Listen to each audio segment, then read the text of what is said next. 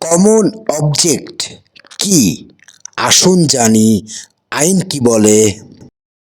দণ্ডবিধি ১৮৬০ অনুযায়ী ধারা ১৪৯ অবৈধ সমাবেশের সাধারণ উদ্দেশ্যে সংগঠিত অপরাধের দায়।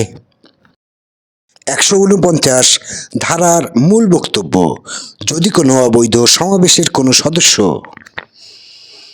সেই সমাবেশের সাধারণ উদ্দেশ্য পূরণে অথবা সদস্যরা যে অপরাধ সংগঠিত হতে পারে বলে জানত এমন কোনো অপরাধ করে, তবে সমাবেশের প্রত্যেক সদস্য সেই অপরাধের জন্য সমানভাবে দায়ী হবে। ধারা ১৪৯ প্রযোজ্য হওয়ার শর্তসমূহ: ধারা ১৪৯ প্রয়োগের জন্য নিম্নোক্ত বিষয়গুলো একসাথে থাকতে হবে। নাম্বার ১, অবৈধ সমাবেশ থাকতে হবে। দণ্ডবিধি ধারা ১৪১ অনুযায়ী অবৈধ সমাবেশ হতে হবে সদস্য সংখ্যা কমপক্ষে ৫ জন। নাম্বার ২, অভিযুক্ত ব্যক্তি সমাবেশের সদস্য হতে হবে অপরাধ সংগঠনের সময়। অভিযুক্ত ব্যক্তি সমাবেশে উপস্থিত থাকতে হবে, সক্রিয় ভূমিকা থাকা আবশ্যক নয়, সদস্য হওয়াই যথেষ্ট। নাম্বার ৩, অপরাধটি সংগঠিত হতে হবে অবৈধ সমাবেশের কোনো এক বা একাধিক সদস্য অপরাধ করেছে। নাম্বার ৪, অপরাধটি হতে হবে সমাবেশের সাধারণ উদ্দেশ্য বাস্তবায়নের জন্য অথবা এমন অপরাধ যা সংগঠিত হতে পারে বলে সদস্যরা জানত বা অনুমান করতে পারত।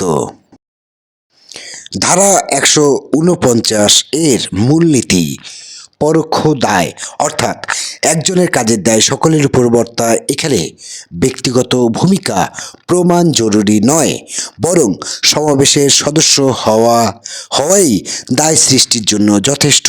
গুরুত্বপূর্ণ ব্যাখ্যা: সাধারণ উদ্দেশ্য কমন অবজেক্ট পূর্ব পরিকল্পিত হওয়ার আবশ্যক নয়, ঘটনাস্থলেই সাধারণ উদ্দেশ্য গড়ে উঠতে পারে। প্রত্যেক সদস্য একই মাত্রায় দায় বহন করবে।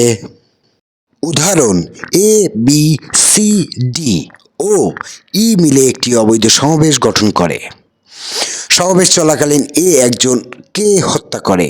যদি প্রমাণিত হয় যে হত্যা ছিল সমাবেশের সাধারণ উদ্দেশ্য অথবা অন্যান্য সদস্য জানত এমন ঘটনা ঘটতে পারে, তবে সবাই ধারা ১৪৯ অনুযায়ী দোষী সাব্যস্ত হবে।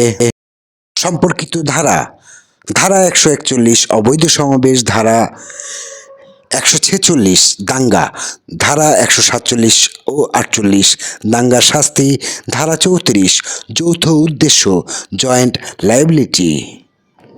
দণ্ডবিধি ১৮৬০ অনুযায়ী ধারা ৩৪ কমন ইন্টেনশন, অভিন্ন অভিপ্রায়।